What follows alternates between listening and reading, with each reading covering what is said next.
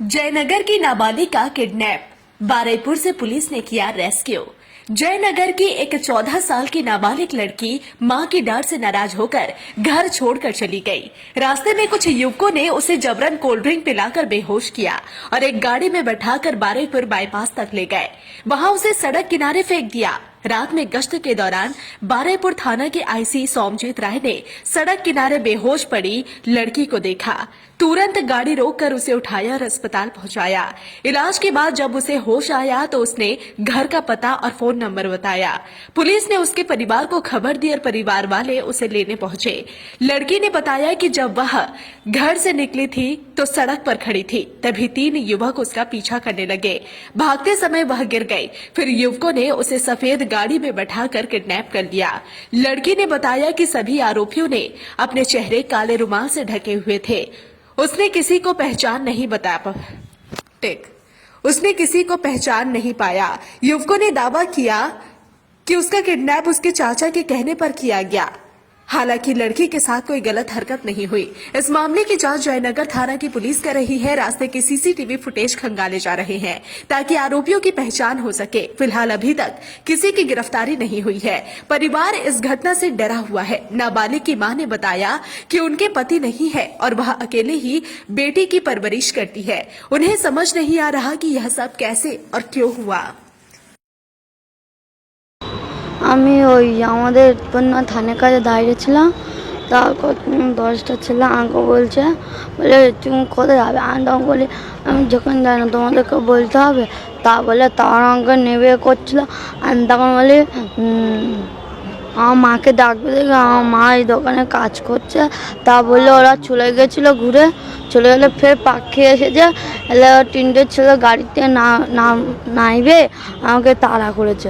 তাড়া করলে এবার আমি পড়ে যাচ্ছিলাম, পড়ে গেলে তারপর উনি ধরে তারপর আমাকে তুললে কোথায় তুলেছে?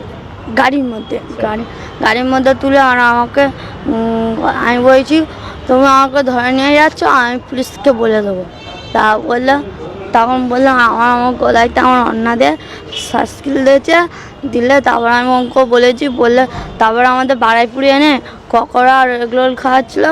তা আমি বলছি খাবো না। তা আমাকে জোর করে খাইয়ে দিলে তারপরে আমি তখন বললাম আমি পুলিশদেরকে বলবো না, তোমাকে কে পাঠিয়েছে বলো। তা আমি তোমাদের সাথে যাবো, আমি ঘরে যাবো না। তা আমি বলেছি। তারপরে ও বলছে তোমার কাকা আমাকে পাঠিয়েছে। আমি বলছি কোন কাকা? বলে তোমার নিজের কাকা, তোমার বাবার ভাই। আমি বলছি ও আমি কী জন্য পাঠিয়েছে? বলে তোমাকে কিডন্যাপ করে অন্য জায়গায় দিয়ে আসবে। তোমার মা নাকি সবসময় তোমাকে মারে, তাই জন্য তোমাকে অন্য জায়গায় দিয়ে আসবো। তা দিয়েছে। তারপর তোমার কাকা বলেছে আমাদের মুখ বেঁধে রাখতে, কেউ যেন না চিনতে পারে, তাই জন্য। ওরা কি মুখ বাঁধা অবস্থায় ছিল? হ্যাঁ। আর ওই এগুলো আর কোল্ড ড্রিঙ্কস খাওয়ার পর কি হয়েছিল তোমার? তারপর আমি অজ্ঞান হয়ে গেছিলাম। তারপর আমার ওই দিক কোথায় একটা গলি আছে, ওখানে আমার ফেলে দিয়ে চলে গেছিলো। সন্ধ্যেবেলা বিকেলবেলার দিকে 3টের সময় একটু বকেছি মেয়েটাকে। বকলে ও কী করেছে চলে গিয়ে এবার ওইদিকে বন্দিমার থানের দিকে গেছে। বন্দিমার থানের দিকে গিয়ে ও কী করেছে ওখানটা দাঁড়িয়েছিল নাকি কতগুলো ছেলে নাকি 10টা ছেলে নাকি ওকে নাকি তুলেছে। ওখান থেকে তুলে নিয়ে হাটের দিকে চলনের দিকে নিয়ে এসে হ্যাঁ আপনি বলুন। চলনের দিকে নিয়ে এসে ওকে বলেছে মুখ চাপাতে। তারা মুখ চাপাতে আছে কালো দিয়ে মুখ চাপা দিয়ে ওনাদের মুখ চাপাতে। আর ওর ওখানে নিয়ে এসে ভয় দেখিয়েছে। বললে তোর কাকাদের কাছে বললে, কারো কাছে বললে, থানে আমি পুলিশদের কাছে বললে তাদের মুখ থেকে মেরে ফেলবো, না দিয়ে মেরে দেবো, দিয়ে আর করে দেবো। তারপর বলার পরে তারপরে কী করছে বারুইপুরে নিয়ে এসে কোকড়া আর ওই এলগো আর ওই নিমকা খাইয়ে দিয়েছে। খাইয়ে দিয়ে আবার মেয়েটা অজ্ঞান হয়ে গেলে ওখানে গেছে গিয়ে গলির মধ্যে কোথায় দিয়েছিল দিলে। আর আমরা পুলিশে ফোন করলে স্যাররা ফোন করলে আমরা খাবো।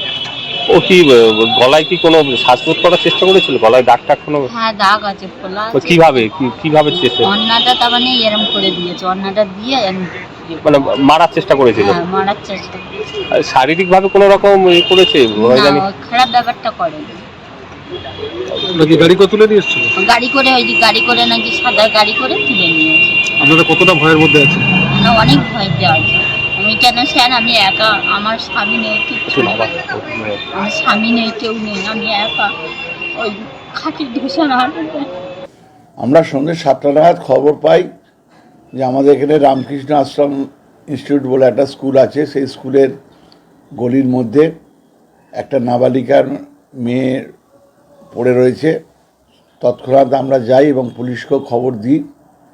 গিয়ে দেখা যায় যে মেয়েটার গলাতে আঘাত রয়েছে। কেউ বা কারা মেয়েটাকে নিয়ে এসে ওখানটাতে ফেলে দিয়ে চলে গেছে। আমাদের বারুইপুর থানার আইসি তৎক্ষণাৎ তাকে নিয়ে হাসপাতালে ভর্তি করে। তারপর অধিক রাত্রে জানা যায় যে মেয়েটির বাড়ি জয়নগর ধোসায়। তার বাবা মা থানায় যোগাযোগ করেছে। মেয়েটা বারুইপুর হাসপাতালে ভর্তি রয়েছে, বর্তমানে সে ভালো আছে।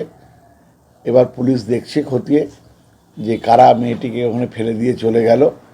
আমাদের ধারণা যে মেয়েটিকে কেউ অটো কিংবা বাইকে করে নিয়ে এসে ফেলে দিয়ে চলে গেছে। আর গলায় যে আঘাতটা রয়েছে সেটা কিরকম, মানে আপনি গলের আঘাতটা গুরুতর আঘাত রয়েছে, সেটা আমরা সবাই মিলেই দেখেছি। তার ছবিও আমরা দেখেছি। হাসপাতালের ট্রিটমেন্টে রয়েছে, তবে ভালো রয়েছে।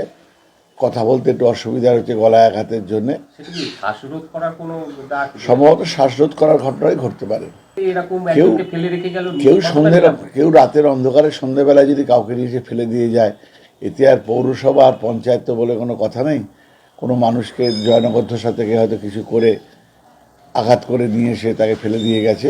তবে এটা নিয়ে পুলিশ তদন্ত করছে, কখন ফেললো, কারা ফেললো, উদ্দেশ্য কী, সবটাই পুলিশ দেখছে। সিসিটিভি ফুটেজ কি খতিয়ে দেখা হবে? অবশ্যই সিসিটিভি ফুটেজ আজকে সকালবেলা খতিয়ে দেখা হচ্ছে।